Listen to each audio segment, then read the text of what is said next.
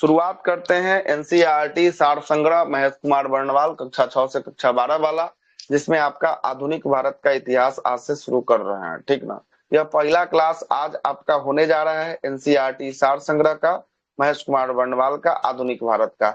इससे पहले आप क्या क्या खत्म कर चुके हैं? इससे पहले इसका आप ज्योग्राफी पूरा समाप्त कर चुके हैं, इन्वायरमेंटल इसका पूरा आप समाप्त कर चुके हैं, इसका पॉलिटी आप पूरा समाप्त कर चुके हैं, इसका हिस्ट्री सेगमेंट चालू हुआ है। इसमें 3 सेक्शन है, एशियंट, मिडाइवल और मॉडर्न, जिसमें आज सबसे पहला मॉडर्न से शुरू हो रहा है। मॉडर्न खत्म होगा तो फिर एशियंट की तरफ बढ़ेंगे, एशियंट खत्म होगा तो फिर मिडाइवल की तरफ बढ़ेंगे। यह जो है कि आपको खत्म हो जाएगा। उसके बाद इकोनॉमिक्स, इकोनॉमिक्स खत्म हो जाएगा तो साइंस का 3 पोर्शन, उसको भी देखकर इस पूरे बुक को समाप्त जो है कि आपको करने वाले हैं। इसी क्रम में पहला जो सेशन है आज का आधुनिक भारत का इतिहास। इससे पहले जिनका जिनका छूट गया है, 3 गो वीडियो ऑलरेडी हुआ है पॉलिटी का। 3 गो वीडियो में पूरा का पूरा पॉलिटी पढ़ाया गया है, जाकर यूट्यूब चैनल पर देख सकते हैं। यूट्यूब पर तीनों वीडियो अपलोड कर दिया गया है कल तक का।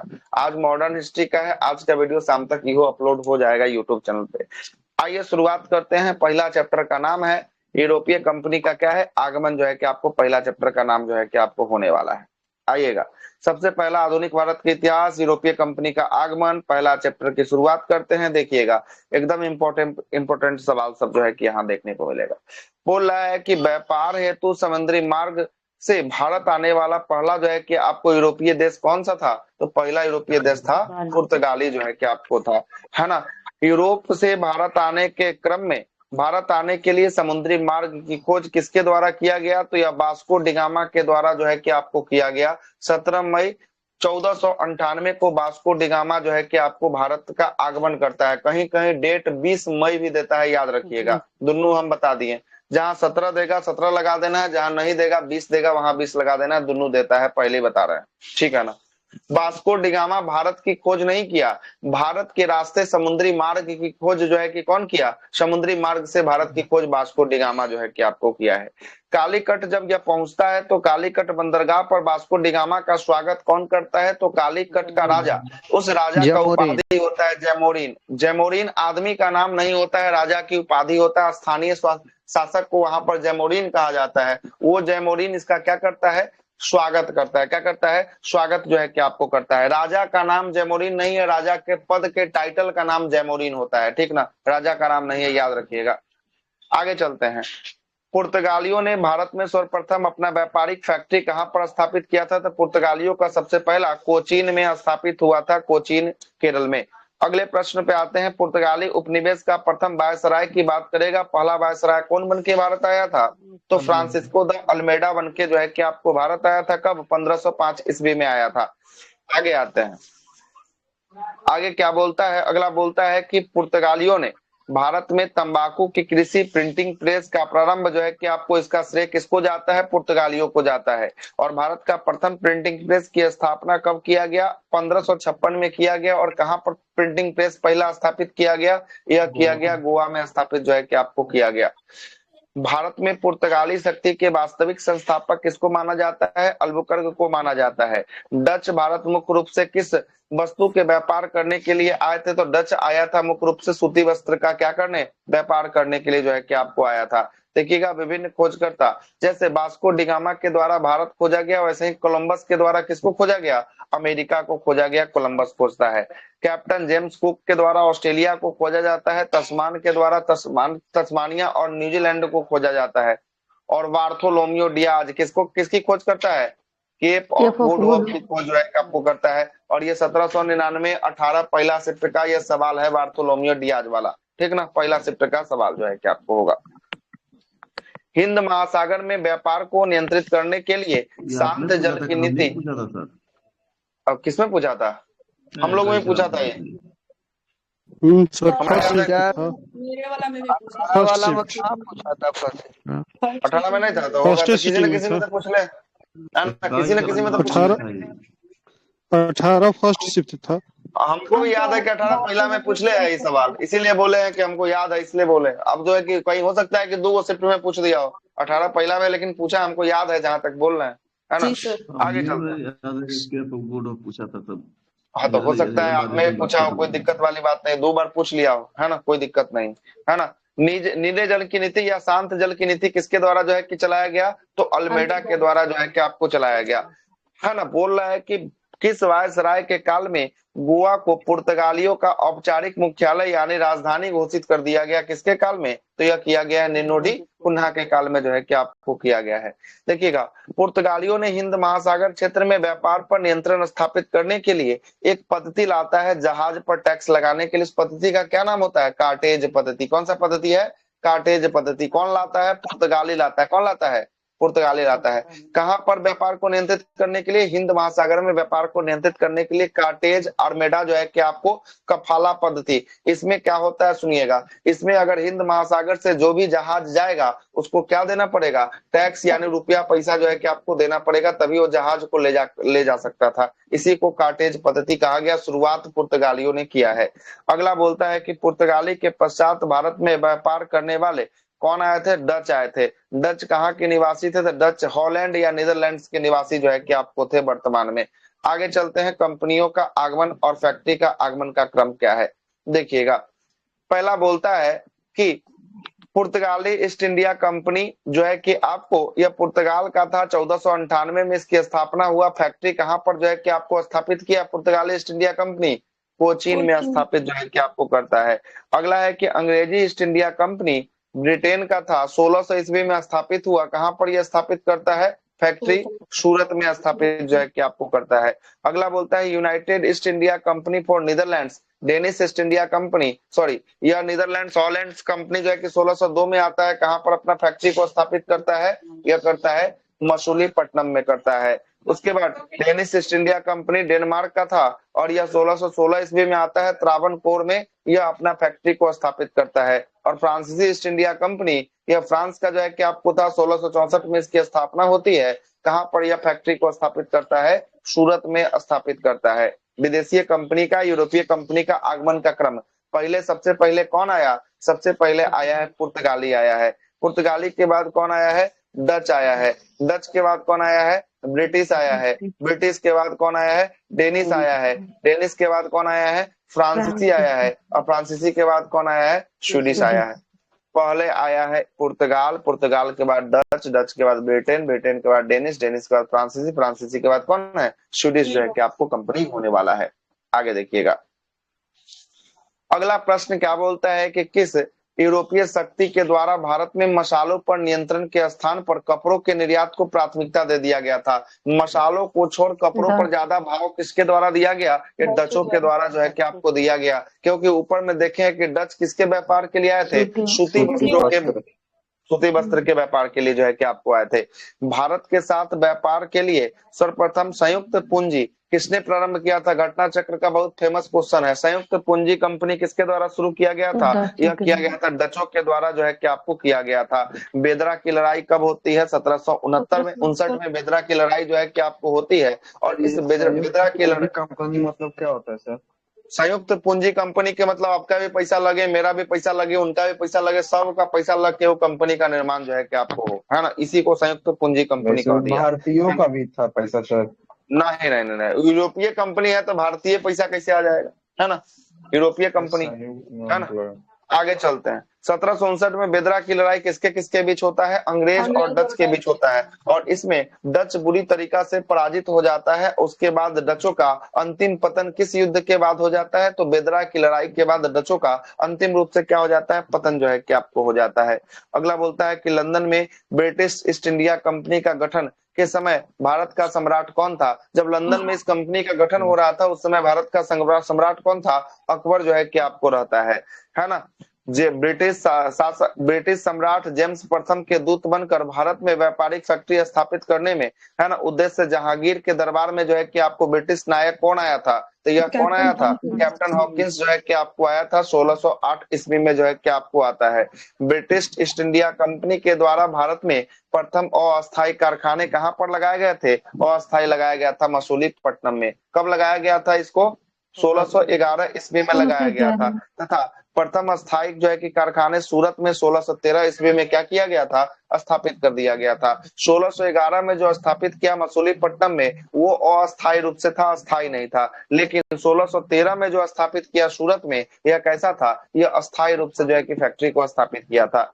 आगे आते हैं, ईस्ट इंडिया कंपनी के किस गवर्नर को औरंगजेब के द्वारा भारत से निष्कासित कर दिया गया? औरंगजेब के द्वारा बोला गया कि यहाँ से तुम जल्दी से भागो तो रास्ता खाली करो। किसको बोला गया? सर जॉन चाइल्ड को जो है कि आपको बोला गया, चाइल्ड को निष्कासित जो है कि आपको किया गया। हैमिल्टन के द्वारा सफल उपचार किए जाने के कारण किस मुगल बादशाह ने ईस्ट इंडिया कंपनी को वर्ष 1717 में एक महाधिकार जो है कि पत्र जारी किया? तो महाधिकार पत्र किसके द्वारा जारी किया? फर्रुखसियर के द्वारा।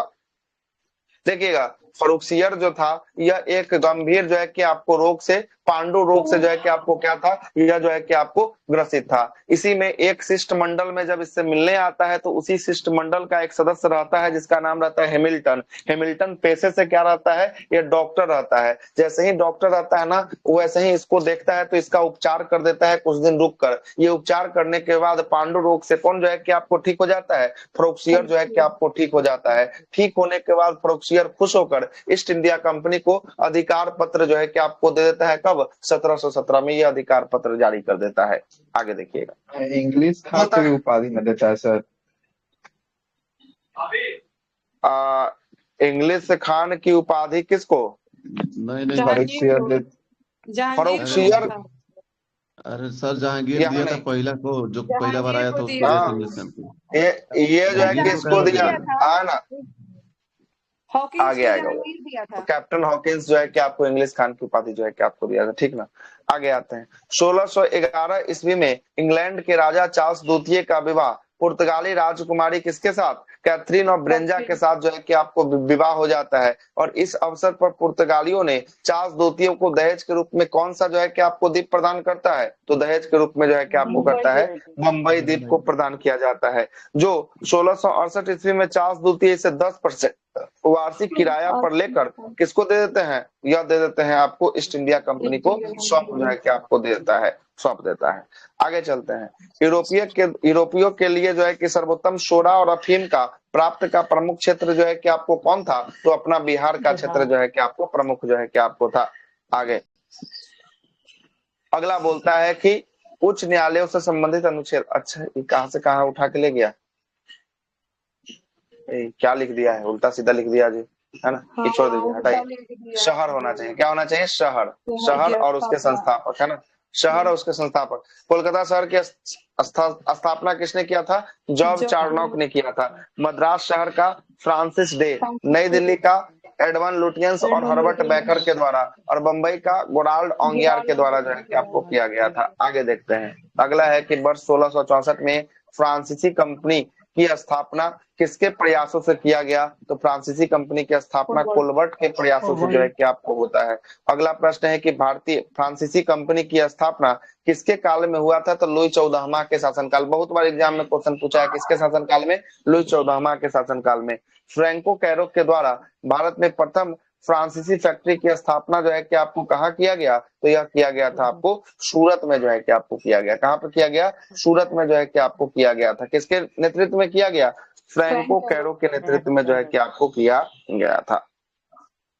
आगे देखते हैं, फ्रांसीसी गवर्नर डुप्ले ने पहली बार भू क्षेत्र अर्जित करने के उद्देश्य से भारतीय राजाओं के विवादों में, है ना, भाग लेने की नीति जो है कि आपको क्या किया था? भारतीय राजाओं के विवाद में भाग लेने की नीति जो है कि आपको प्रारंभ किया था। मतलब उसके झगड़ा लड़ाई में यह जाता था भाग लेने, कौन? फ्रांसीसी गवर्नर जो है कि आपको डुप्ले जाता था। आगे चलते हैं, फ्रांसीसियों के द्वारा फोर्ट लुइस नामक एक जो है कि आपको किला बनवाया गया। फोर्ट लुइस किला कहाँ का था? यह पौंडीचेरी का जो है कि आपको किला रहता है। पौंडीचेरी का पहला जो है कि प्रथम फ्रांसीसी गवर्नर जो है कि आपको कौन था? पहला फ्रांसीसी गवर्नर कौन रहता है?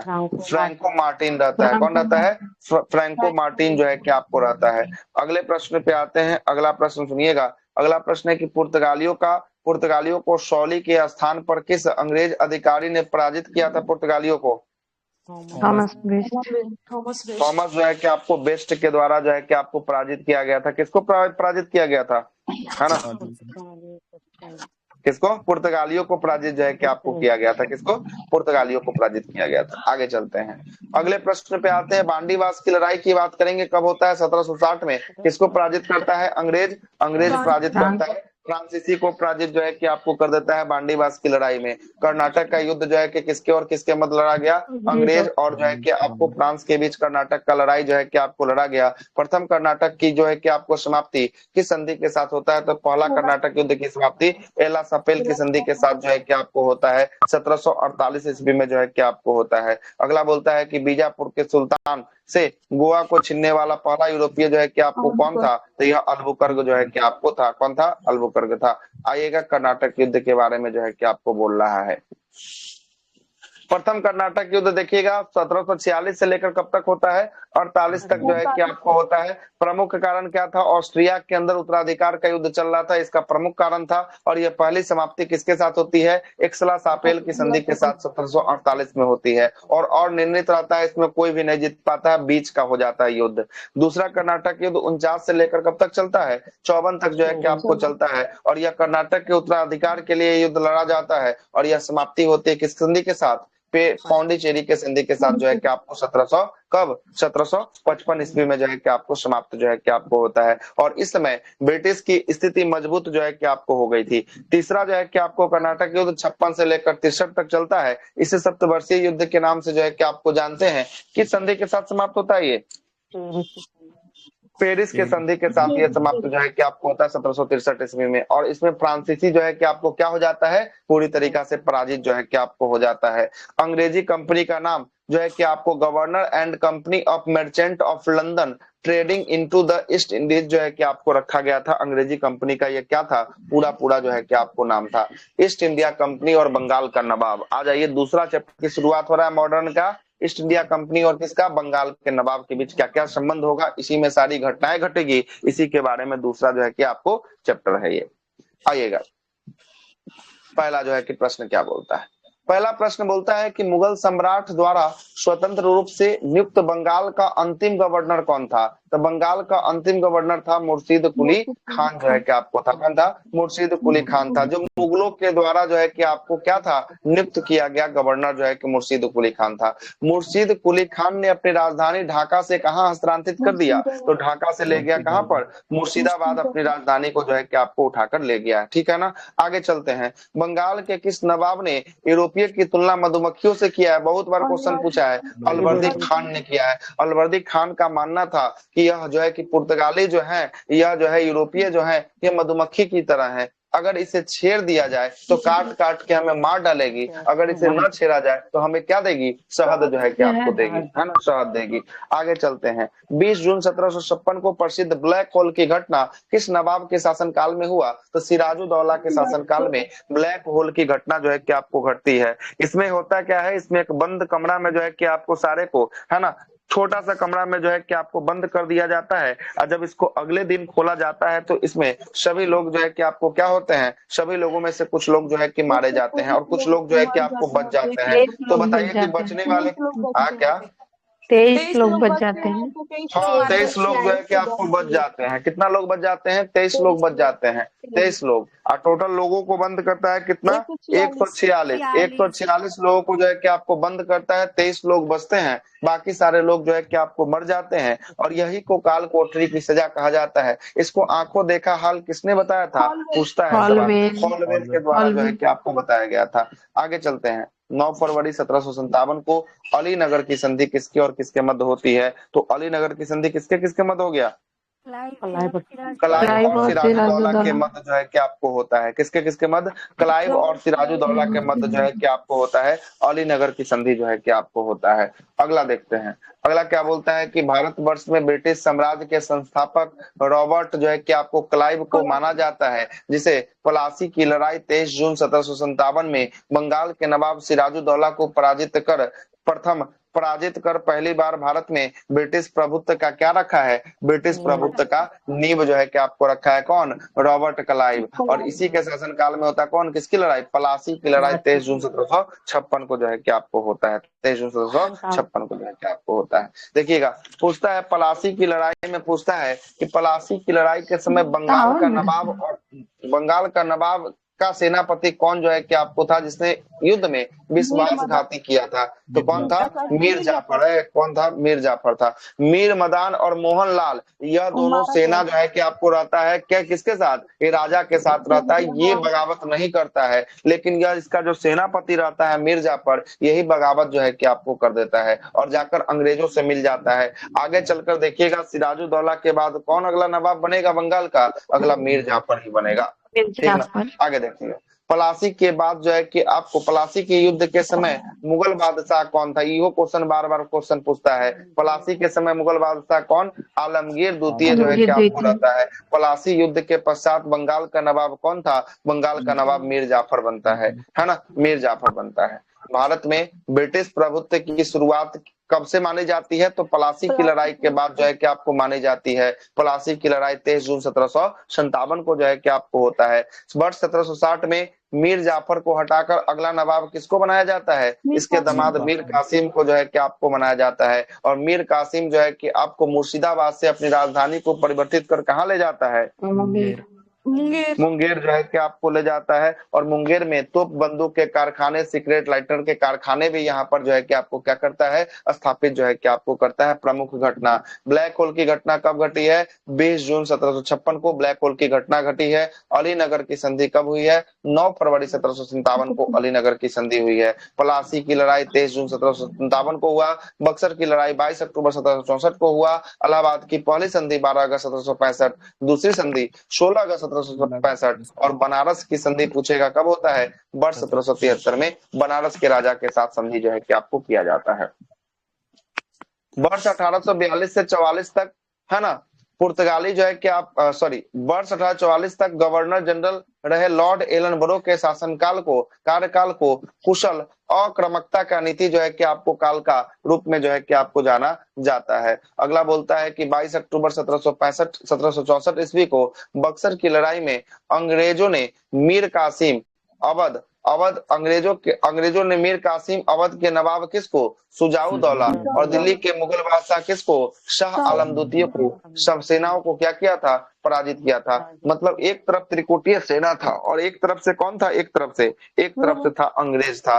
अंग्रेज का नेतृत्व कौन कर रहा था? अंग्रेज का नेतृत्व हेक्टर मुनरो कर रहा था। और इसमें जीतता कौन है? तो हेक्टर मुनरो जो है कि आपको जीत जाता है। कौन जीतता है? हेक्टर मुनरो जो है कि आपको जीत जाता है। हारता कौन है? त्रिकोटीय सेना हार जाती है। जब हारती है ना त्रिकोटीय सेना, तब इलाहाबाद की संधि होती है। इलाहाबाद की कितनी संधि? 2 संधि जो है कि आपको बुलाई जाती है। पहली संधि 12 अगस्त 1765 को इलाहाबाद की पहली संधि होती है अंग्रेज और मुगल बादशाह के बीच। किसके बीच होता है पहला संधि? अंग्रेज और मुगल बादशाह के बीच होता है। इसमें बोलता है मुगल बादशाह को कि 26 लाख रुपया तुमको हम क्या देंगे?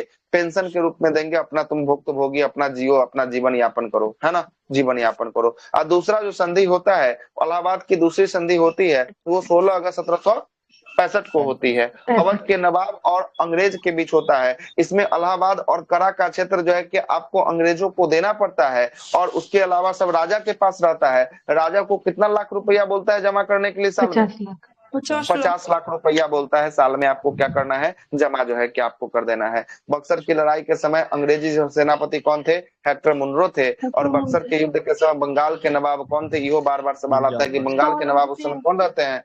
नहीं जी, मीर जाफर रहता है। कौन रहता है? मीर जाफर रहता है।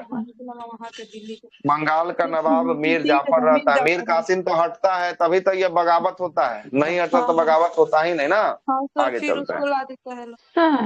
अगला मीर कासिम दिया है मेरे। मीर कासिम? जी सर। पहले मीर जाफर होगा, उसके बाद तब मीर कासिम। मीर कासिम हटेगा तब जो है कि आपको दिया है कि बक्सर के युद्ध के समय में बंगाल का नवाब कौन था? तो मीर कासिम दिया है सर। इसको कहाँ दिया है जी? काट कर इसी वाले बुक में मीर जाफर तो दिया है सर जी, मेरे बुक में मीर अच्छा, तो काट देते हैं। रावला में भी जी सर, मेरा मीर जाफर दिया। ठीक है सर, काट देते हैं। मीर जाफर होगा। क्या होगा? जाफर होगा। इतना बढ़िया कहानी समझाए इस पे, लगभग 10-15 मिनट का कहानी है ना। मीर जाफर हम बोलो किए थे कि पहले जाफर होता है पेड़ के ऊपर, पहले ऊपर से गिरेगा ही जाफर, तब जो है कि आपको कासिम बैठेगा, है ना, कासिम बैठेगा। आगे चलते हैं, अगले प्रश्न पे आते हैं। अगला क्या दिया है? अगला बोलता है कि बक्सर के युद्ध के पश्चात, हाँ बोलिए। लेकिन ये दे रहा है नेट, गूगल पे भी दे रहा है मीर कासिम। कैसे देगा? जबरदस्ती आप लोग बक्सर के बतिया रहे युद्ध हैं। के समय बंगाल के नवाब मीर कासिम थे। कैसे देख होगा लीजिए, बन बक्सर के के समय? भेजती हूँ। अरे कैसे होगा? आप तर्क दीजिएगा तब ना, हम गूगल का कैसे मान ले कि हाँ कि दे रहा है तो मान लेते हैं।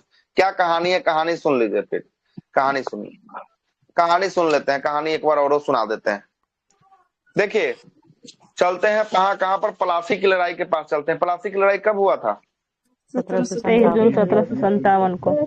1757 को हुआ था प्लासी की लड़ाई। सिराजुद्दौला का सेनापति था जिसका नाम क्या था? मीर जाफर। Robert Clive. सिराजुद्दौला का सेनापति कहिया से आ गया? मीर जाफर था मीर सर। जाफर मीर जाफर मीर जाफर था। सुनिए, मीर जाफर मीर जाफर सिराजुद्दौला का सेनापति। इसकी मौसी का नाम रहता है सिराजुद्दौला का घसीटी बेगम। उसके बाद शौकत जंग है ना, यह सब बंगाल का जो है कि अमीर चंद्र, ये सब जो है कि एक हो जाता है और राजा के खिलाफ साजिश रचने लगता है। अंग्रेज इस सबको लालच देता है कि जैसे ही हम जीतेंगे ना, उसके बाद सेनापति को हम अगला बंगाल का नवाब बना देंगे और तुम लोग को बढ़िया बढ़िया कोई पोस्ट दे देंगे, है ना। तो ये लोग कहता है ठीक है, राजा को हटा दीजिए, कोई दिक्कत नहीं है। बोलता है कि एगो जंग लड़ाई लड़ा जाएगा, उसमें तुम लोग बस खाली भाग लेना और जंग लड़ाई में तुम से राजा को छोड़ देना। वही होता है प्लासी की लड़ाई में। प्लासी की लड़ाई जंग जैसे ही शुरू होती है ना, वैसे ही खत्म हो जाती। जैसे ही शुरू हुई वैसे ही खत्म हो गई। कैसे खत्म हो गई? तो जो सेनापति था, जो सेना को लीड कर रहा था, ये अपना सिलेंडर बोल देता है कि हम राजा के साथ न है, हम किसके साथ हैं? हम अंग्रेज के साथ हैं, हम अंग्रेज के साथ होने वाले हैं। उसी में से दो गो सेना निकल कर आता है, बोलता है कि नमक हरामी नहीं करना है, जिसका नाम है मीर मदान और मोहनलाल। ये दोनों राजा के साथ जो है कि लड़ता है और उस युद्ध में मारा जो है कि आपको जाता है, तभी इतिहास में इसका नाम है। युद्ध समाप्ति हो जाता है। समाप्ति होने के बाद राजा निष्कासित हो जाता है और यहाँ पर बंगाल का अगला नवाब कौन बन जाएगा? अगला नवाब बन जाएगा मीर जाफर। कौन बनेगा? मीर जाफर बनेगा। अब मीर जाफर जो है कि प्लासी के बाद जो है कि आपको कौन बनेगा? मीर जाफर बनेगा। मीर जाफर बनेगा ना, तो यह राजा का कार्यकाल चलेगा। इसी चलने के क्रम में ना, इसका एगो दामाद रहेगा जिसका नाम रहेगा मीर कासिम। किसका दामाद था? मीर जाफर का दामाद था। किसका दामाद था? मीर जाफर का दामाद का नाम रहता है मीर कासिम रहता है। कासिम्बा क्या कहता है सुनिएगा, यह कहता है कि जितना मेरा ससुर तुमको लूटने दे रहा है, उससे ज्यादा हम तुमको लौटने देंगे। हमको क्या करो, हमको बस राजा बना दो, हमको राजा तुम बनाओ। जितना ससुर के कार्यकाल में लूट रहा है, उससे ज्यादा मेरे कार्यकाल में लूटना। बोलता है कि अंग्रेज ठीक है, हमारा तो लूटने का सिद्धांत है, हम लूटने के लिए अबे किए हैं। कोई भी राजा रहे उससे हमको मतलब क्या है, चलो तुमको राजा बना देते हैं। इसके ससुर को गद्दी से उतार कर फिर से इसके दामाद को राजा बना देगा। अब कौन राजा बनेगा? मीर कासिम। मीर कासिम। मीर कासिम जो है कि आपको बनेगा। अब मीर कासिम जैसे ही बनेगा ना, सबसे पहले यह मुर्शिदाबाद से राजधानी को हस्तांतरित कर कहाँ लेके आएगा? मुंगेर लेके आएगा। मुंगेर लेके आएगा। अब मुंगेर में जो है कि तोप बंदूक का कारखाना लगेगा। कारखाना लगाने के बाद राजधानी ये दूर लेके आता है कि हम यूरोपीय कंपनियों के आगमन में, यूरोपीय कंपनी जब जब जो व्यापार करे उसमें हम टांग अड़ाएं। और ये क्या करने लगता है? बंगाल से जब लूट का कार्यक्रम चलता है, उसी में ये टांग अड़ाने लगता है। तो अंग्रेजों को लगता है कि इससे बढ़िया तो इसका क्या था, इससे बढ़िया तो इसका ससुर था। ससुर था कि हमको आराम से लूटने दे रहा है, ये तो हमको टांग अड़ा दे रहा है बीचे में। कह रहा है कि नहीं नहीं लूटने देंगे, ऐसे करो तो ऐसे करो तो ऐसे करो। कहता है क्या कि अभी राजा नहीं रहेगा, इसको हटाओ, इसका ससुरे बढ़िया आदमी था, ओकरे बैठाओ। फिर से मीर कासिम को हटाकर फिर किसको बैठाएगा? बैठा देगा मीर जाफर को। अच्छा, मीर जाफर को जैसे ही बैठाएगा ना, मीर कासिम पगला जाएगा। पगलाएगा कहे कि हम राजा का पद है, राजा का पद बिना हमरा पूछले हटा दिया। अच्छा, तो किसी का कुर्सी जाता है तो पागल तो होबे करेगा। ये पगला कर पहुंचेगा, अवध के नवाब से मिलेगा। अवध का नवाब रहता है सुजाउदौला। कौन रहता है? सिराजुद्दौला नहीं, सुजाउदौला। कौन रहता है? सुजाउदौला। सुजाउदौला से मिलेगा और वहीं पर मुगल बादशाह आए रहता है। मुगल बादशाह का क्या नाम रहता है? शाह आलम द्वितीय। क्या नाम रहता है? शाह आलम द्वितीय। यह तीनों प्लान करता है, यह तीनों प्लान करता है कि हम लोग चलते हैं और तीनों का सेना तो मजबूत है, हमारे पास भी कुछ सेना है, बंगाल के नवाब के पास भी कुछ सेना है और मुगल बादशाह के पास भी कुछ सेना है। चलते हैं तो सब अपने अपने सेना को और अंग्रेज को पटक के मारते हैं बंगाल में। अंग्रेज कोई खबर कैसे न कैसे पता चल जाता है। अंग्रेज इस सबको खड़ेटते हुए आता है कि इलाहाबाद में इसको पकड़ेंगे। पकड़ लेता है बिहार के बक्सर के मैदान में। कहाँ के मैदान में पकड़ता है? बिहार के बक्सर के मैदान में पकड़ लेता है और बक्सर के मैदान में पकड़कर ये त्रिकोटीय सेना को इतना भरपूर मात्रा में धोता है, इतना भरपूर मात्रा में पीटता है कि त्रिकोटीय सेना हार जाती है। जीत कौन जाता है? अंग्रेज जो है कि आपको जीत जाता है। कौन जीतता है? अंग्रेज जो है कि आपको जीतता है। तो अब बताइए कि अंग्रेज यहाँ से इसको हटाया तभी तो जाके मिला। तब तक ये किसको बना दिया था? तब तक ये मीर जो है कि आपको जाफर को बना दिया देखिए था, अगला सर नवाब जो है कि आपको। ग्रुप में डाल दिया, आप पे डाल दिए, वो डाल दीजिए ग्रुप में, उसे समझ में आ जाएगा। समझ में आ कार्यकाल ही गया। डालल है, ठीक ये है। कार्यकाल ही डालल है, कार्यकाल डालल है बोला। ये तो लुसेंट वाला है, तो सब ने दिया होगा रुको, तो है ना? कार्यकाल एकरे में सब कार्यकाल डालल है ना, कार्यकाल से समझ में आ जाएगा 60 में कौन था।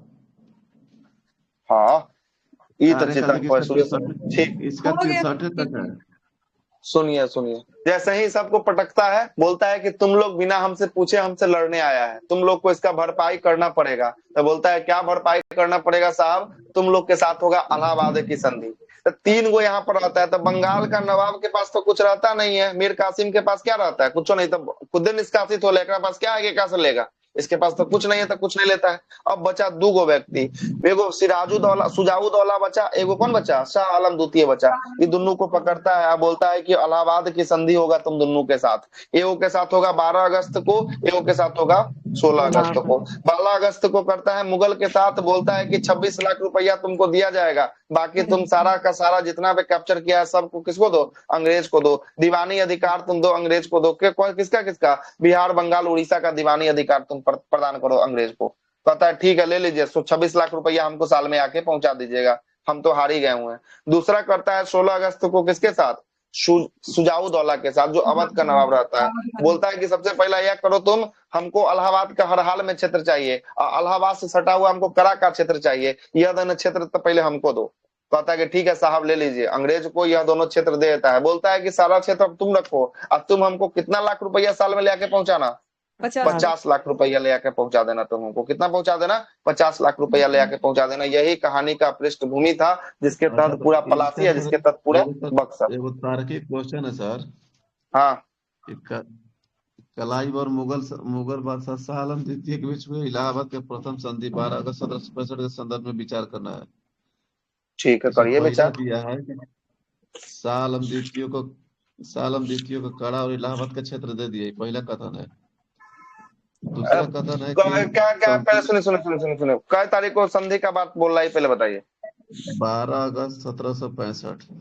12 अगस्त को तो इसके साथ होवे नहीं किया था, तो पहले स्टेटमेंट गलत हो गया। ठीक है, सुन लीजिए सर, ठीक है। पहला बोलिए। शाह आलम द्वितीय को कड़ा और इलाहाबाद का क्षेत्र दे दिया गया। ठीक है, दूसरा ठीक। कथन है कंपनी को 26 लाख रुपए सालाना के बदले बंगाल, बिहार, उड़ीसा की दीवानी स्थायी रूप से मिली। हाँ ठीक है, ये सही हो गया, दूसरा सही हो गया। हाँ चलो। कथन तीसरा है कि शाही फरमान के जरिए हैदराबाद के उत्तरी सरकार के क्षेत्रों को जागीरे के रूप में अंग्रेजों को प्रदान कर दिया गया। हैदराबाद का उत्तरी सरकार के क्षेत्र को जागीरों के रूप में प्रदान किया गया। अच्छा ठीक है, अब बोलिए, ऑप्शन बोलिए। और इसमें कथन है कि निष्कर्ष में कि केवल एक सही है, केवल 2 सही है, केवल 1 2 सही है, कि केवल 1 2 3 तीनों सही है। नहीं, केवल 2 सही मान लीजिए, फिर तब वैसा ऑप्शन ही नहीं बनाया जो हम सोच में पड़े, है ना? केवल 2 को सही मार के निकाल दीजिए, है ना? केवल 2 को सही मारिएगा, लेकिन इसमें टोटल सही लिया है सर। कैसे ले लिया? जब पहला संधि जो है कि आपको 12 अगस्त, वो कब जो है कि आपको लेगा? जब वो जो है कि 16 अगस्त वाला को भी इंक्लूड कर लेगा, तब 12 अगस्त को तो ऐसा कुछ बातें नहीं किया गया था, है ना? 12 अगस्त को ऐसा कुछ तो बातें नहीं किया गया था। रुकिए और दिखाते हैं हम आपको फैक्ट। कहाँ गया बुक? फोटो खींच के आपको भेजते हैं क्वेश्चन, भेजिए और दिखाते हैं निष्कर्ष हम आपको। दिल्ली सल्तनत, मुगल काल, मराठा, इलाहाबाद की संधि।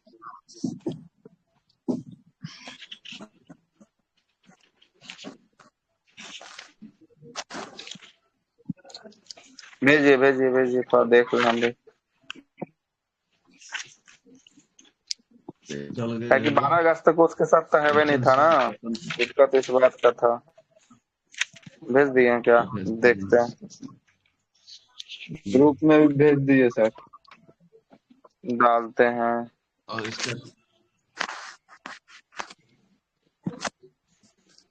इसका डिस्कशन भेजते हैं।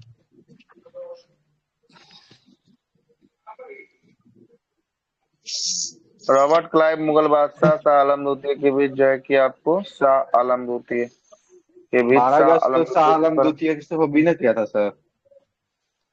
शाह आलम द्वितीय अच्छा, तो शाह आलम द्वितीय का क्षेत्र बोल रहा है। हाँ तो शाह आलम 12 का द्वितीय, तो सही है। इलाहाबाद और कड़ा का क्षेत्र जो है कि आपको दिया जाना पड़ा, 26 लाख रुपया दिया जाना पड़ा, है ना। दीवानी अधिकार ठीक है, शाही प्रमाण के जरिए हैदराबाद पूर्ति सरकार क्षेत्रों में जो है कि आपको दिया जाना पड़ा। ठीक है, पहला स्टेटमेंट में हमको खाली दिक्कत हो रहा है, ठीक ना। बाकी तो स्टेटमेंट दूसरा तो हमको तो पता है, तीसरा के बारे में इसीलिए ऑप्शन पूछे हैं। पहला स्टेटमेंट क्या बोल रहा है उसको जस्ट देखना है खाली। देखिए वो भी भेज दिया, डिस्कशन में भेज दिया आपको सर, पढ़ लीजिएगा। डिस्कशन क्या बोल रहा है। मुगल बादशाह शाह आलम द्वितीय के साथ 12 अगस्त 1765 को इलाहाबाद की एक संधि के तहत एक शाही फरमान जारी किया गया, अंग्रेजों को उत्तरी सरकार, है ना। ये ठीक है। तो तीसरा के बारे में तो हमको डाउट में था, तो चलिए तीसरा तो आपको बोला तो ही सही है। पहला के बारे में खाली डाउट है, पहला के बारे में। दूसरा इसीलिए ना आपसे पूछे हैं कि अगर दूसरा तीसरा रहता ना ऑप्शन में तो पहला बोलते क्या दो बोल और रहा है तीन हो, संजीव? है ना। पहला क्या पहला बोल रहा है कि इलाहाबाद की संधि के तहत जो है कि आपको बोल रहा है ना, सिराजुद्दौला को करा। और देखिए अब यहाँ पर देखिए फिर जो है कि आपको अब डिस्कशन पढ़िए। डिस्कशन में बोल रहा है कि संधि के तहत अवध के नवाब को सिराजुद्दौला को करा और इलाहाबाद के जिला को, है ना, छीन कर मुगल बादशाह शाह आलम को जो है कि आपको क्या कर दिया गया, जो है कि आपको दे दिया गया। शाह आलम द्वितीय ने जो है कि आपको, है ना, कंपनी को बंगाल बिहार उड़ीसा के दीवानी राजस्व को वसूलने का अधिकार जो है कि आपको दे दिया गया, और उसके साथ जो है कि 26 लाख रुपए का पेंशन जो है कि आपको दिया गया। ठीक है, ये बात तो सही है बोल रहा है जी। लेकिन पहला बोल रहा है किससे छीना गया, पहला जो है कि इसी से जो है कि आपको छीन, अच्छा ये बोल रहा है कि छीन कर शाह आलम द्वितीय को जो है कि आपको दे दिया गया, और शाह आलम द्वितीय से ई फिर जो है कि आपको लेता है। ये बात जो है कि ये कहना चाह रहा है यहाँ पर, ठीक ना। ये जो है कि बात यहाँ पर कहना चाह रहा है, ठीक ना। यही ना बात कहना चाह रहा है वो। तीनों ठीक स्टेटमेंट है ना ये, सर, माने सर ठीक है ना। हाँ तो लेकिन किससे छीना है, तो छीना है सिराजुद्दौला से छीना, यो बात लिख ले, है ना। सिराजुद्दौला, सर उसी से छीना था। हाँ अवध के नवाब से छीना है, वही स्टेटमेंट में दिक्कत हो रहा था। ठीक है, उसके बाद छीन जी के सर, इसको 22 दिया, में भी दिया है। इसके बाद जो है कि आपको इससे ई ले लिया, है ना। इससे जो है कि आपको ई जो है कि आपको ले लिया। ठीक है, यहाँ पे दिया है कि सिराजुद्दौला के मृत्यु के, हाँ बोले समझ में ना आया। सर जैसे अवध इसमें के इसमें तो सर नवाब गलती दिया तो बोल समझ रहे में हैं ना सर, देखो अवध के नवाब का जो भी काम था 16 को ना था सर, 12 का थोड़ी ना था। नहीं, 12 अगस्त को ही दिया है कि कंपनी ने अवध के अरे नवाब बोल से रहा है कि इलाहाबाद एवं अवध के कड़ा का नवाब क्षेत्र से छीन कर जो है मुगल कि, बादशाह हाँ शाह आलम द्वितीय को सौंप दिया है बस बस 22 में, बस बस देखिए। यही चीज बोल रहा है कि उसी के पास क्षेत्र था और उससे यह क्षेत्र को ले लिया गया और लेके जो है कि मुगल बादशाह को दिया गया। अब मुगल बादशाह से ही अपना क्षेत्र अपने हाथ में क्या करता है, कैप्चर जो है कि आपको कर लेता है, कैप्चर कर लेता है। ये बात जो है कि आपको बोल रहा है, ठीक है, सही बोल रहा है, तब कोई दिक्कत नहीं। तब तीनों स्टेटमेंट इसका सही हो जाएगा, क्योंकि दूसरा तो ऑलरेडी सही था, तीसरा पर जो है कि डाउट तीसरा था, क्या था, है ना। दक्षिण भारत वाला नहीं समझ में आया। दक्षिण भारत के हैदराबाद के क्षेत्र को जो है कि आपको ले लेता है ना, ले लेता है। मुगल बादशाह के नियंत्रण में भूमि रहता है ना, उसी भूमि से जो है कि आपको कहता है कि हमको दे दो, है ना, हमको जो है कि दे दो। जिसमें आपका विशाखापट्टनम होता है, गोदावरी कृष्णा गुंटूर जिला भी जो है कि आपको शामिल होता है, गंजम जिला जो है कि उड़ीसा का शामिल जो है कि आपको होता है। इस क्षेत्र को भी जो है कि जागीर के रूप में, टैक्स वसूलने के रूप में जो है कि आपको प्रदान किया जाता है। बोलता है कि ले लो टैक्स वसूलो अपना तुम, है ना। हमको 26 लाख रुपया जो है कि पहुंचाते रहना, ठीक है, दिया हुआ। आगे चलते हैं, क्या बोल रहा है सुनिएगा। अगला क्या बोल रहा है। बक्सर के युद्ध के पश्चात इलाहाबाद की प्रथम संधि मुगल बादशाह शाह आलम द्वितीय, है ना, शाह आलम द्वितीय बंगाल के नवाब, है ना, निजामुद्दौला, है ना, बंगाल का नवाब, सिराजुद्दौला ना होना, क्या लिख दिया है, नहीं ठीक है। निजमुद्दौला। अगला बनाया था सर उसको। अच्छा, निजमुद्दौला तथा क्लाइव के मध्य जो है कि इलाहाबाद की द्वितीय संधि जो है कि आपको होती है, तथा अवध के नवाब जो है कि आपको सिराजुद्दौला के मध्य जो है कि आपको क्या होती है, संपर्ण जो है कि आपको होती है। अगला बोलता है कि आपका कि किस संधि के माध्यम से अंग्रेजों को बंगाल बिहार और ये उड़ीसा जो का दीवानी अधिकार निजामुद्दौला दिया है ना सर, तो मतलब जब तो मुगल बादशाह ने ये शाह आलम द्वितीय ने निजामुद्दौला को नया बंगाल का नवाब स्वीकार किया था उसके मरने के बाद, ये 12 अगस्त के बाद। अच्छा ठीक है। अगला बोलता है कि आपका क्या बोलता है, स्वर्ण से उत्पन्न सेना नायक जो है कि आपको किसे कहा गया, तो यह कहा गया रॉबर्ट क्लाइव को जो है कि आपको कहा गया स्वर्ण से उत्पन्न क्या है, सेना नायक जो है कि आपको होने वाला है। अगला देखिएगा, इलाहाबाद की संधि के पश्चात बंगाल में द्वैत शासन की स्थापना किसने जो है कि आपको करता है? ये कौन करेगा स्थापना? यह करेगा रॉबर्ट क्लाइव जो है कि आपको करेगा। सिराजुद्दौला के फोर्ट विलियम पर आक्रमण करने के समय नेतृत्व में अंग्रेजों का ज्वारग्रस्त जो है कि फुल्टा द्वीप में शरण ले लिया है। फुल्टा द्वीप का जो है कि आपको उस समय गवर्नर कौन था? कौन सा गवर्नर शरण लिया था भागकर? तो ये गवर्नर ड्रैक जो है कि आपको लिया था। यो क्वेश्चन पूछा हुआ है ड्रैक के द्वारा। अगला प्रश्न है कि उत्तर मुगल कालीन के संस्थापक, बंगाल के संस्थापक कौन थे? मुर्शिद कुली खान थे।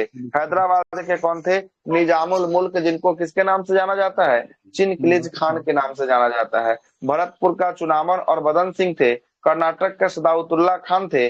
अवध के सदात खान थे, जिनको किसके नाम से जाना जाता है? सदात खान को बुरहान उल मुल्क के नाम से जो है कि आपको जाना जाता है। किसके नाम से? बुरहान उल मुल्क के नाम से जाना जाता है। जयपुर का जो है कि आपको कौन थे? सवाई राजा जयसिंह थे। रुहेल पठान के मोहम्मद खान बंगस थे। और मैसूर के कौन थे? मैसूर के हैदर अली जो है कि आपको थे। आगे चलते हैं। अगला है क्षेत्रीय राजवंश, जिसमें पंजाब और मैसूर को पढ़ना है। बोलता है कि सिख साम्राज्य के संस्थापक माना जाता है किसको? अच्छा, सिख साम्राज्य का संस्थापक माना जाता है महाराजा रणजीत सिंह को जो है कि आपको माना जाता है। और सिख धर्म का संस्थापक बोलेगा तब किसको माना जाएगा? धर्म गुरु नानक देव को जो है कि आपको देव को माना जाएगा। लेकिन यहाँ पर क्या बोल रहा है? क्या बोल रहा है? साम्राज्य बोल रहा है।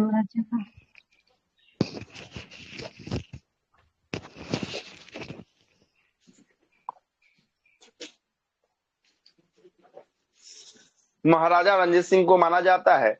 महाराजा रणजीत सिंह किस मिसल से थे? सुकर चुकिया मिसल के जो है कि आपको संबंधित थे। महाराजा रणजीत सिंह की राजधानी क्या थी? राजधानी जो है कि आपको लाहौर थी। ये लाहौर जो रहती है ना, ये राजनैतिक राजधानी रहती है। कैसी राजधानी? राजनैतिक राजधानी जो है कि आपको रहती है। जबकि धार्मिक राजधानी बोलेगा, धार्मिक राजधानी क्या थी? अमृतसर जो है कि आपको धार्मिक राजधानी जो है कि आपको रहता है। महाराजा रणजीत सिंह ने सुप्रसिद्ध कोहिनूर हीरा किससे जो है कि आपको किसने प्राप्त किया था? तो यह शाह शुजा से जो है कि आपको प्राप्त किया था। अगला बोलता है कि 25 अप्रैल 1809 को अमृतसर की संधि किसके और किसके मध्य होती है? तो महाराजा रणजीत सिंह और अंग्रेज चार्ल्स मेडकॉफ के मध्य जो है कि आपको होती है ना। चार्ल्स मेडकॉफ जो है कि आपको रहता है। अगले प्रश्न पे आते हैं। महाराजा रणजीत सिंह एक धार्मिक धर्मनिरपेक्ष शासक थे, इसलिए इन्हें कहा गया है कि ईश्वरों की इच्छा थी कि मैं सब धर्मों को एक साथ जो है कि निगाह से देखूं, इसलिए मुझे दूसरी आंख की रोशनी क्या ले ली गई? छीन ली गई या चली गई। यह जो है कि मानना था किसका?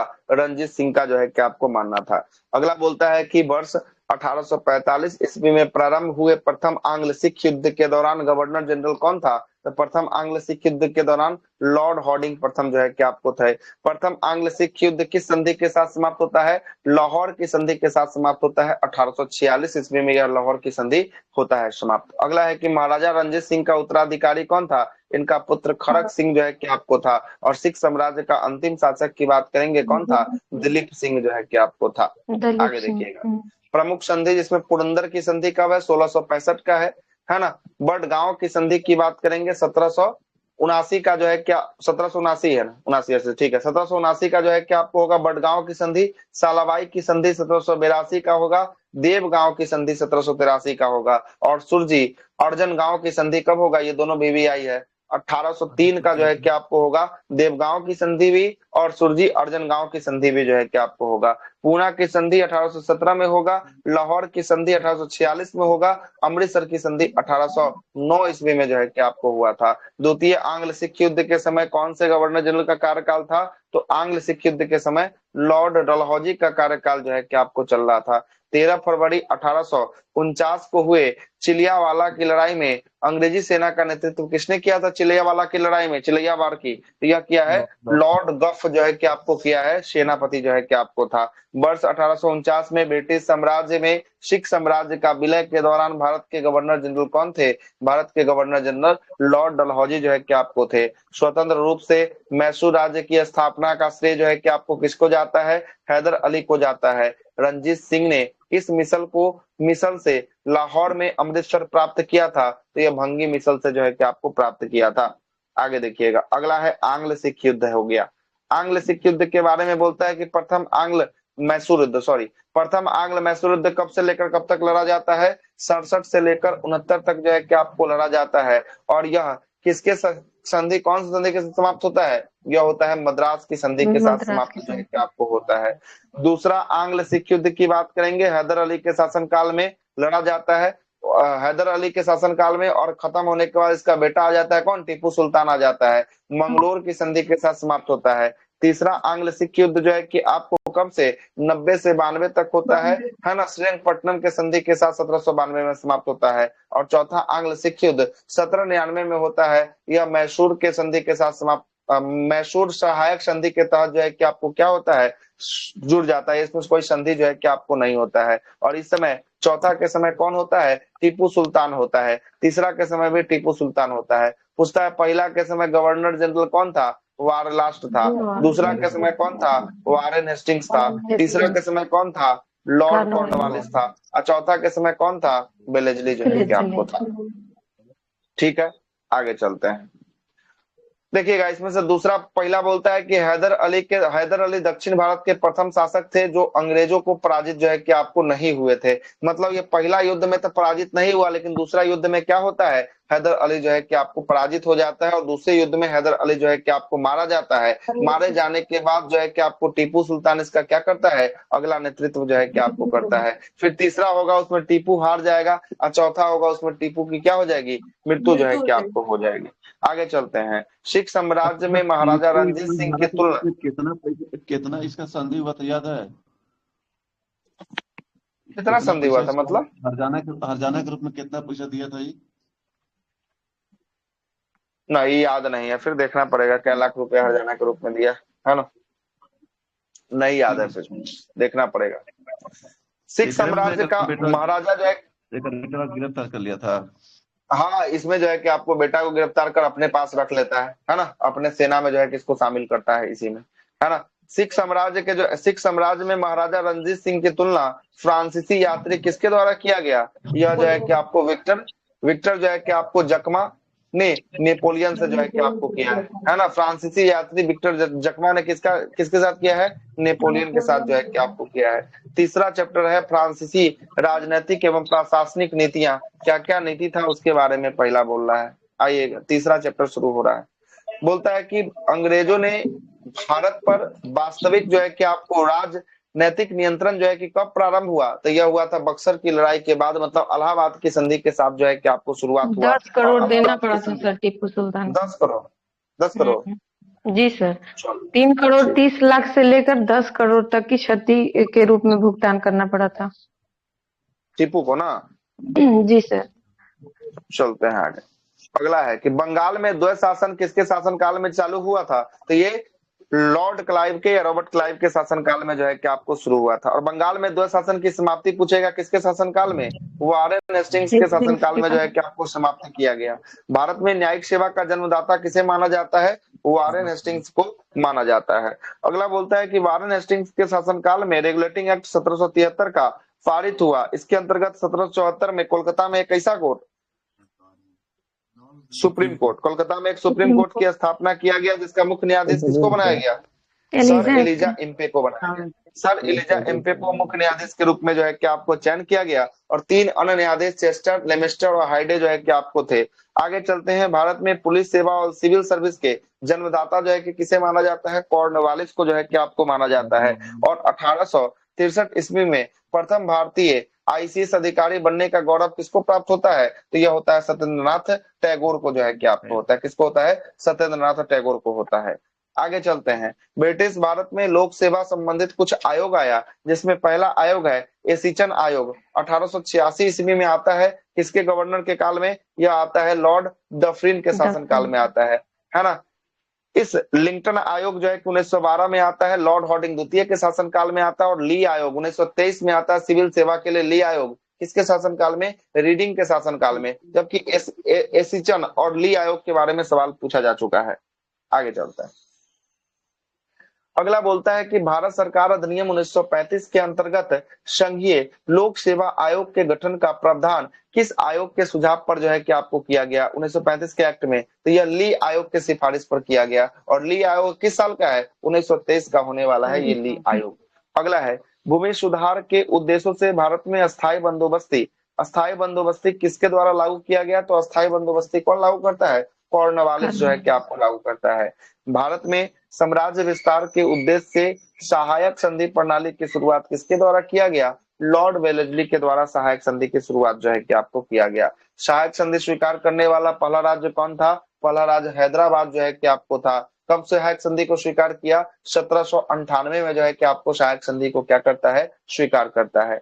व्यक्तित्व का सिद्धांत, राज्य हड़प नीति, इसी को डॉक्ट्राइन ऑफ लैप्स के नाम से जानते हैं, किसके शासनकाल में शुरू किया गया? डलहौजी के शासनकाल में यह शुरू किया गया। अगला है चतुराई पूर्ण निष्क्रियता का सिद्धांत की नीति सबसे पहले किससे संबंधित है? ये जॉन लॉरेंस से जो है कि आपको संबंधित जो है कि आपको होने वाला, किससे होगा? जॉन लॉरेंस से संबंधित जो है कि आपको होने वाला है। आगे चलते हैं। अगला क्या बोलता है कि 1849 ईस्वी में, है ना, ब्रिटिश शासक ने पंजाब का विलय हुआ और उस समय डलहौजी 1848 से लेकर 1856 तक ये भारत का क्या था? भारत का गवर्नर जनरल था। जब पंजाब का विलय किया गया उस समय गवर्नर जनरल भारत कौन था? डलहौजी जो है कि आपको था, याद रखिएगा। आगे चलते हैं। राज्य हड़प नीति में कहा गया कि ऐसा राज्य जिसका निर्माण अपने ही सहयोगों से हुआ है, ऐसा राज्य जिसका निर्माण अंग्रेजों के सहयोग से हुआ है, उन्हें राज्यों के उत्तराधिकारी के रूप में गोद लेने का अधिकार क्या नहीं होगा? गोद लेने का अधिकार प्राप्त जो है कि आपको नहीं होगा, है ना। इस रिपोर्ट के आधार पर, किस रिपोर्ट के आधार पर डलहौजी ने अवध पर अधिग्रहण कर लिया? तो किसके रिपोर्ट के आधार पर कर लिया? कुशासन का आरोप लगाकर आउट्रम के रिपोर्ट के आधार पर किया था। किसके रिपोर्ट पर? आउट्रम के रिपोर्ट के आधार पर अवध को जो है कि आपको कुशासन का आरोप लगाकर, है ना, और उसको क्या कर लिया गया? ब्रिटिश जो है कि आपको राज्य में मिला जो है कि आपको लिया गया।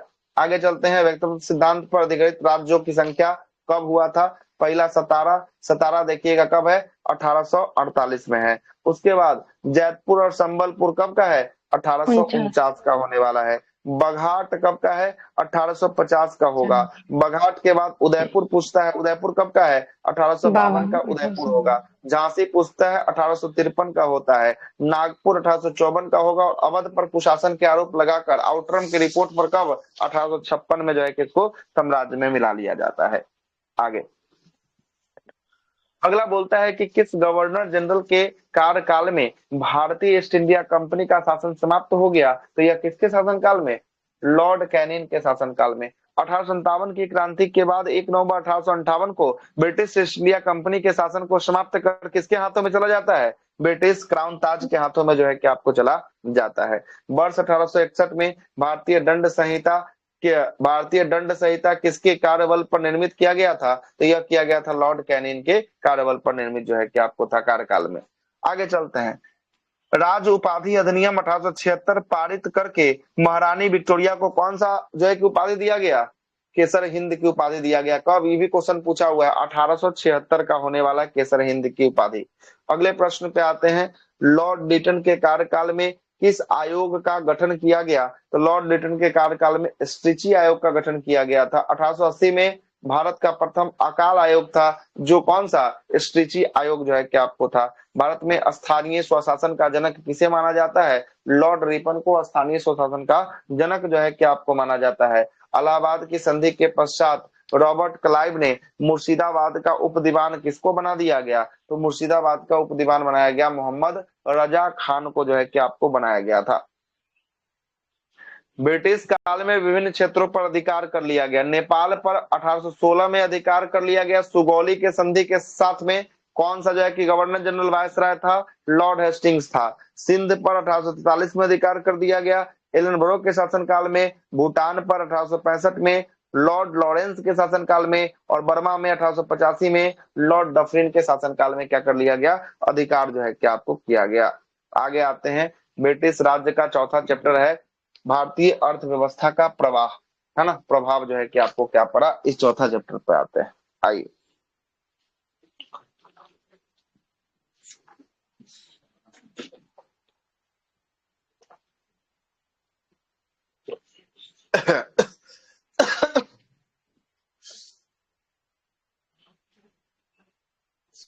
देखिएगा। पहला प्रश्न बोलता है धन निष्कासी का सिद्धांत, ड्रेन ऑफ वेल्थ थ्योरी का प्रतिपादन किसने किया था? धन निष्कासी का सिद्धांत का दादा भाई नौरोजी के द्वारा जो है कि आपको दिया गया। अगला है कि वर्ष 1892 ईस्वी में लिबरल पार्टी के टिकट पर ब्रिटिश हाउस ऑफ कॉमन्स के लिए चुनाव जीतने वाले पहले भारतीय कौन थे? तो पहले भारतीय जो चुनाव जीते थे यह थे दादा भाई नौरोजी जो है कि आपको थे। Poverty and un British rule of India नामक पुस्तक किसके द्वारा लिखा गया? यह भी लिखा गया दादा भाई नौरोजी के द्वारा जो है कि आपको लिखा गया। यह विचार किसने दिया था कि भारत में ब्रिटिश आर्थिक नीति घिनौनी है? भारत में ब्रिटिश आर्थिक नीति घिनौनी है, यह किसने कहा था? यह कहा है आपका कार्ल मार्क्स के द्वारा जो है कि आपको कहा गया है। अगला देखिएगा, अगला बोलता है कि औपनिवेशिक अर्थव्यवस्था का श्रेष्ठतम पुस्तक इंडिया टुडे। इंडिया टुडे के लेखक कौन है? इंडिया टुडे के लेखक रजनी पाम जो है कि आपको कौन थे? रजनी पाम दत्त जो है कि आपको थे। और वर्ष 1907 में टिस्को, जिसको टाटा के नाम से जानते हैं, टिस्को की स्थापना कहाँ की गई थी? तो किसने किया था? तो यह जे.एन. टाटा के द्वारा जो है कि आपको साक्षी नामक स्थान पर झारखंड के जमशेदपुर में जो है कि आपको किया गया था। जमशेद जी टाटा के द्वारा जो है कि आपको किया गया था। अगला है कुटीर उद्योग। कुटीर उद्योग के विकास हेतु ऑल इंडिया है ना रेफरेंस एसोसिएशन की स्थापना किसके द्वारा किया गया था? तो यह किया गया था महात्मा गांधी के द्वारा। और वर्ष 1854 में बॉम्बे जो है कि आपको है ना रिपेनिंग एंड जो है कि आपको विविंग कंपनी की सूती जो है कि वस्त्र की फैक्ट्री किसके द्वारा स्थापित किया गया? तो ये 1854 में पहला ये सफल सूती वस्त्र का कारखाना मुंबई में कवासजी डावर के द्वारा जो है कि आपको क्या किया जाता है? स्थापित किया जाता है। ऐसा सूती का पहला कारखाना कोलकाता में लगता है, कोलकाता के फोर्ट ग्लास्टर में लगता है, लेकिन वो असफल हो जाता है। पहला सफल कारखाना ये बंबई में जो है कि आपको लगाया जाता है 1854 वाला। ठीक है, आगे चलते हैं। वर्ष 1855 ईस्वी में भारत का प्रथम जूट मिल कहां पर स्थापित किया गया था? तो ये सोमारपुर में जो है कि आपको स्थापित किया गया था। कहां पर? पश्चिम बंगाल में किया गया था। और भारत का प्रथम चाय का बागान कब स्थापित हुआ? 1833 ईस्वी में भारत में पहला बार चाय का बागान की स्थापना जो है कि आपको किया गया। और प्रसिद्ध इतिहासकार के.एम. पनिकर, कौन है? के.एम. पनिकर। पनिकर ने 1765 से लेकर 72 के काल को किसके काल के रूप में बताया है? डाकू राज्य के रूप में जो है कि बताया है कि 1765 से लेकर 1772 तक का जो काल है वो कौन सा काल है? डाकू राज्य का काल जो है कि आपको होने वाला है। 1813 ईस्वी के बाद जो है कि मुक्त व्यापार से नकारात्मक जो है कि आपको नकारात्मक रूप से प्रभाव पड़ने वाला भारतीय उद्योग पर किस पर नकारात्मक प्रभाव पड़ा था? तो ये पड़ा था आपका किस पर? कपड़ा उद्योग पर जो है कि आपको पड़ा था, नकारात्मक प्रभाव पड़ा था। प्रमुख कृषि पद्धतियां, जैसे 3 कठिया पद्धति में क्या था? इस प्रथा में चंपारण बिहार में किसानों को अंग्रेजों के बागान मालिकों के अनुबंध पर 20 कट्ठा में से 3 कट्ठा पर किसकी खेती करना अनिवार्य किया गया? नील की खेती करना अनिवार्य जो है कि आपको किया गया। आगे चलते, ददनी प्रथा क्या था? ददनी प्रथा, इस प्रथा के अंतर्गत ब्रिटिश व्यापारी भारतीय उत्पादक कारीगर और शिल्पकार आदि से निर्मित माल प्राप्त करने के लिए अग्रिम जो है कि आपको क्या देना? अग्रिम पैसा या धन दे देना। यही जो है कि आपको था, है ना, ददनी प्रथा। मतलब हमको माल अभी प्राप्त नहीं हुआ, उत्पादन अभी चल ही रहा है, खेत में लगा हुआ है, बोल रहा है खेत में लगले तब तक पैसा दे दिया कि तुम काट के हमको पहुंचा देना, है ना। इसी को कहते ददनी प्रथा जो है कि आपको कहा गया। आगे चलते हैं। अगला बोलता है कि भू राजस्व की जो है कि आपको व्यवस्था ब्रिटिश काल में 3 भू राजस्व की व्यवस्था थी। पहला था अस्थायी बंदोबस्ती, जिसे जमींदारी बंदोबस्ती कहा गया। दूसरा रैयतवाड़ी था। तीसरा कौन था? तीसरा जो है कि आपको महलवाड़ी बंदोबस्ती था। देखिएगा, अस्थायी बंदोबस्ती का जन्मदाता लॉर्ड कॉर्नवालिस को माना जाता है, रैयतवाड़ी को टॉमस मुनरो को जाना जाता है, और महलवाड़ी का किसको जाना जाता है? हॉल्ट मैकेंजी को जो है कि आपको जाना जाता है महलवाड़ी बंदोबस्ती के लिए। आगे चलते हैं। ये अस्थायी बंदोबस्ती बंगाल, बिहार, उड़ीसा के क्षेत्र में, उत्तर प्रदेश, बनारस और उत्तरी कर्नाटक के क्षेत्र में जो है कि आपको लागू था। और इसमें समस्त जो है कि भारत के कितना परसेंट भूमि पर? 19% भूमि पर लागू था। और भूमि अधिग्रहण सदैव जो है कि आपको जमींदारों को जो है कि आपको, है ना, हाथों में दिया गया था। और ब्रिटिश राज्य सरकार राजस्व की जो है कि आपको देने के लिए क्या थी? जिम्मेदार जो है कि आपको था।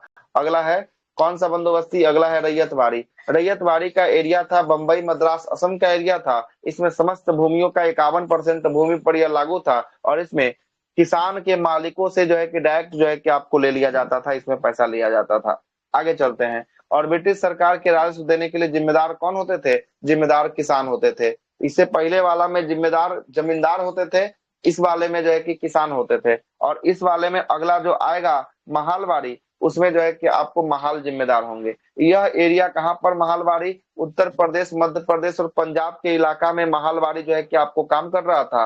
और यह समस्त भारत के 30% इलाका में महलवारी लगा था। और इसमें भूमि पर गांवों का अधिकार जो है कि आपको होता था, और ब्रिटिश सरकार को राजस्व देने के लिए जिम्मेदार समस्त जो है कि आपको पूरा गांव या गांव का मुखिया जो है कि आपको होता था, है ना। इसमें बोल रहा है कि आपका कर जो है कि आपको 33 से 55%, और महलवारी में जो है कि आपको कर की रेट जो है कि कितना परसेंट, 60% जो है कि आपको था। प्रभाव क्या पड़ा इन तीनों बंदोबस्ती से, तो पारंपरिक जो है कि अर्थव्यवस्था का विघटन हो गया, कृषकों की जो है कि आपको दरिद्रता हो गया, मतलब कि कुछ पैसा बच नहीं रहा था, कृषि में ठहराव तथा जो है कि अवनति जो है कि आपको हो गया, पुराने जमींदार का उन्मूलन तथा नए जमींदारों का क्या हो गया, इसके तहत उदय हो गया, और कृषि का जो है कि वाणिज्यीकरण हो गया, पैसा पर जो है कि काम चल रहा था, वाणिज्यीकरण जो है कि आपको हो जाता है।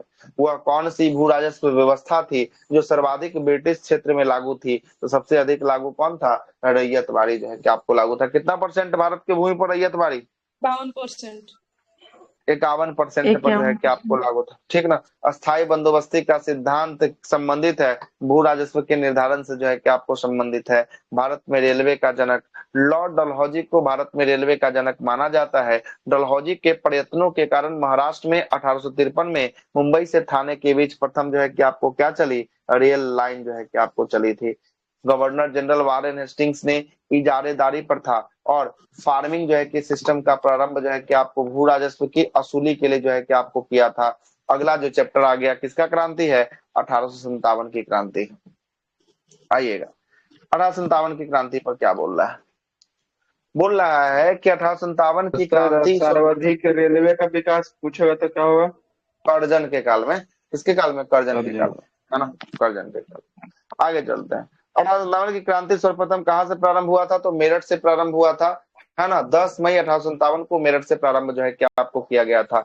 34वीं नेटिव इन्फेंट्री के रेजिमेंट की सिपाही मंगल पांडे किस स्थान पर विद्रोह किए थे, तो यह किए थे बैरकपुर, पश्चिम बंगाल में। यह क्या किए थे, विद्रोह किए थे। 1857 में स्वाधीनता संग्राम का प्रतीक जो है कि आपको क्या था, तो कमल और रोटी यानी चपाती था। अगला है कि आपका देखिएगा, अगला बोलता है कि वर्ष 1857 के विद्रोह का तत्कालीन कारण क्या था, तो न्यू एनफील्ड राइफल में चर्बी वाले कारतूसों का क्या करना, प्रयोग करना, यही जो है कि मुख्य कारण बना। अंग्रेजों की शोषणकारी नीतियां क्या थी, तो इसमें आर्थिक नीति भी शामिल था, राजनीतिक भी शामिल था, धार्मिक प्रशासनिक नीति भी प्रभाव जो है कि आपको शामिल था, जिसके कारण 1857 की क्रांति का क्या हुआ, जन्म जो है कि आपको हुआ था। 1857 के विद्रोह के समय भारत के गवर्नर जनरल कौन थे, लॉर्ड कैनिंग जो है कि आपको थे। 1857 के विद्रोह में ब्रिटिश प्रधानमंत्री उस समय कौन था, तो ब्रिटेन का प्रधानमंत्री लॉर्ड पामस्टन जो है कि आपको था। अगला क्या बोलता है, 1857 के स्वतंत्रता संग्राम से संबंधित पहली घटना कौन सी थी, तो सैनिकों ने जो है कि आपको क्या किया, दिल्ली के लाल किला पर पहुंचकर उसको कैप्चर जो है कि आपको कर लिया था। 10 मई को चला था, 11 मई की से रात में पहुंचा था, 12 मई को पूरा तरीका से कैप्चर जो है कि आपको कर लेता है। अगला बोलता है कि ब्रिटिश विद्रोह में भाग लेने वाले सर्वाधिक सैनिक किस क्षेत्र से जो है कि आपको आते थे, सबसे अधिक सैनिक जो है कि अवध के क्षेत्र से जो है कि आपको आए थे।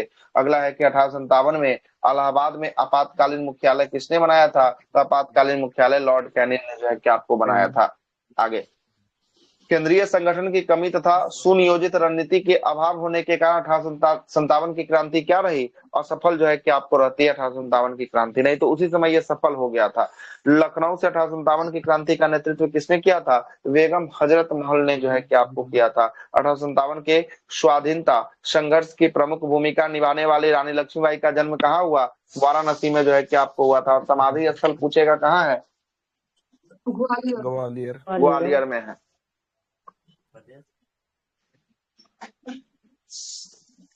किसकी ये पत्नी थी, विधवा पत्नी, गंगाधर राव। गंगाधर राव की। इसका दत्तक पुत्र कौन था जिसको ये गोद ली थी, ब्रिटिश का देश था ना। दामोदर राव ना दामोदर राव। आगे चलते हैं। रानी लक्ष्मीबाई का अंतिम युद्ध में जो है कि किसने पराजित किया था, तो कैप्टन हीरोज ने पराजित जो है कि आपको किया था। असम से 1857 की क्रांति का नेता कौन था, तो दीवान जो है कि आपको मनीराम जो है कि आपको दत्त। ये घटना चक्र में बार बार क्वेश्चन पूछा गया है। आगे चलते हैं। फैजपुर के विद्रोह कर रहे फैजाबाद में विद्रोह कर रहे, है ना, किस क्रांतिकारियों को पकड़ने के लिए अंग्रेज ने 50,000 रुपए तक का इनाम जो है कि रखा था, इनाम राशि 50,000 रुपए तक का। ये किसको पकड़ने के लिए? मौलवी अहमदुल्ला को पकड़ने के लिए, है ना, 50,000 रुपए का इनाम राशि रखा गया था। कानपुर से विद्रोह का नेतृत्व कर रहे नाना साहब ने अपना सेनापति किसे नियुक्त किया था? तो सेनापति जो है कि आपको तात्या टोपे था। तात्या टोपे का वास्तविक रामचंद्र जो है कि आपको पांडुरंग जो है कि आपको था। अगला है कि 1857 के विद्रोह के दौरान मुगल बादशाह बहादुर शाह जफर ने अपना किसे सेनापति नियुक्त किया था? वक्त खान को नियुक्त जो है कि आपको किया था। अगला 1857 की क्रांति के दमन के पश्चात भारतीय फौज में नव संगठित संबंधित कमीशन कौन सा था? तो यह पील कमीशन जो है कि आपको था। कौन सा? पील कमीशन अहमदुल्ला जो था वो खतरनाक था क्या सर?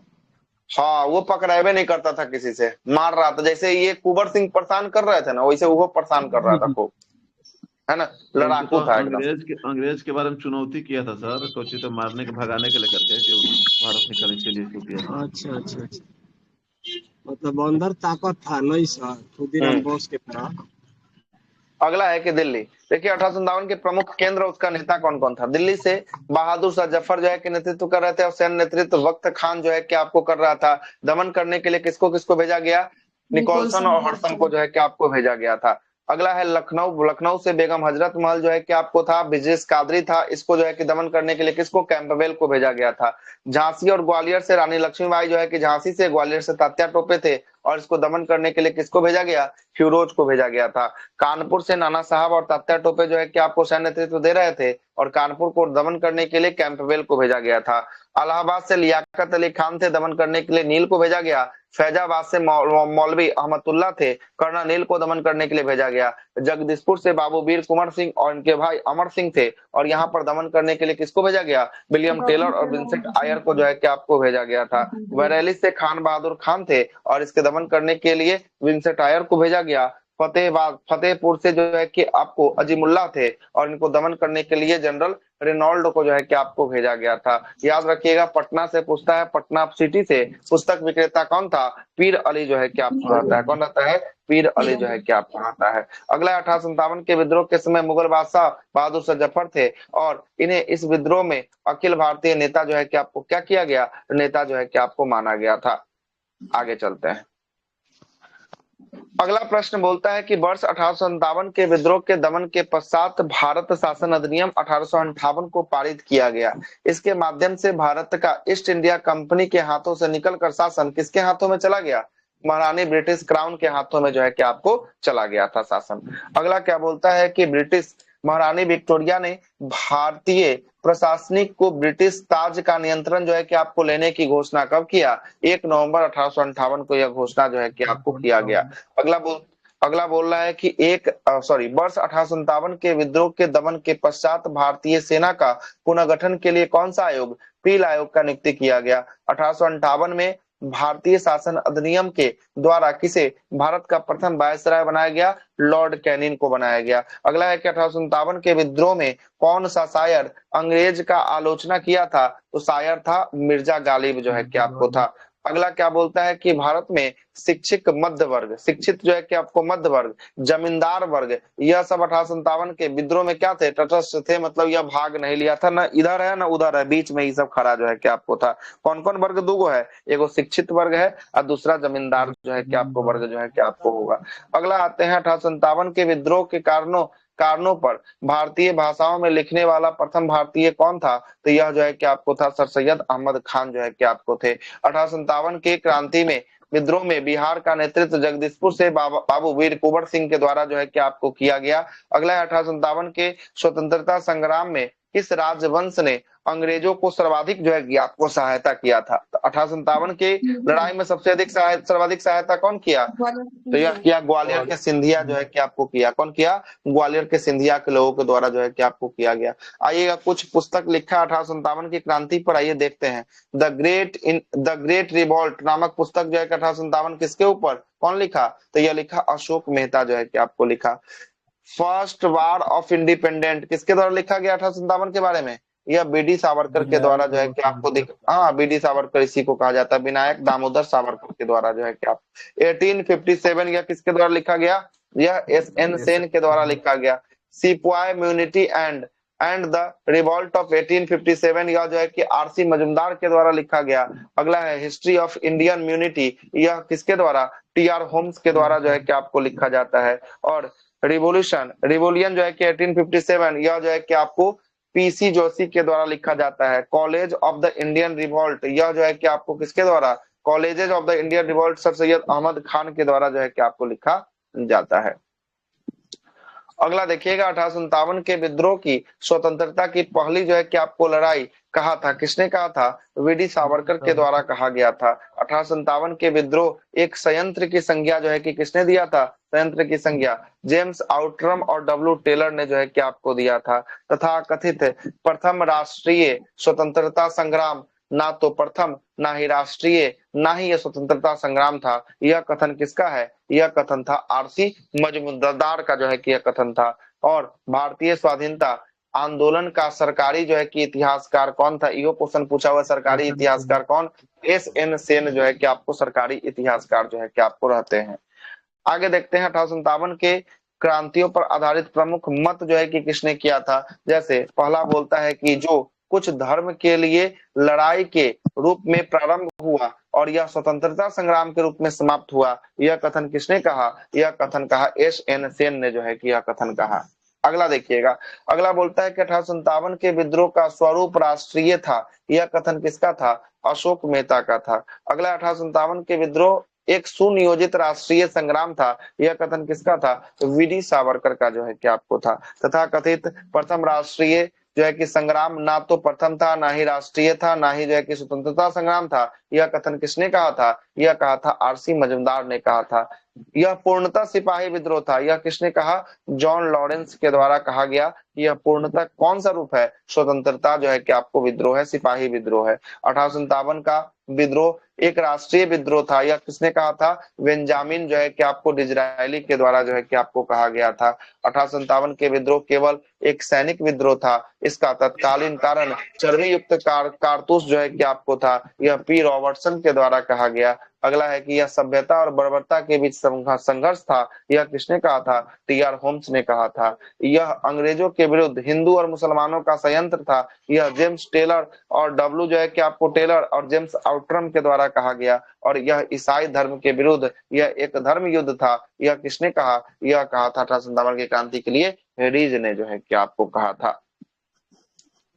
रानी लक्ष्मीबाई की मृत्यु पर हिरोज ने जो है कि आपको कहा था, हिरोज ने कहा था कि भारतीय विद्रोहियों में अकेले जो है कि आपको क्या है, अकेले पुरुष जो है कि आपको होने वाले। बोलिए अब क्या बोल रहे थे। उस टाइम विपक्ष में डिज़रायली ही ना था ब्रिटेन में। हाँ, डिज़रायली जो है कि आपको ब्रिटेन में जब विपक्ष में खड़ा था, है ना, खड़ा था। आप सुनिएगा, अगला आप फिर से नया टॉपिक है, भारत का प्रमुख जनजाति है, देखिएगा शुरू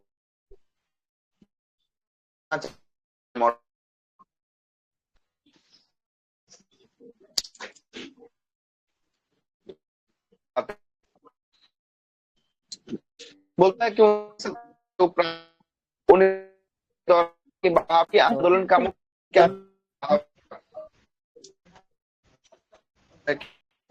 क्या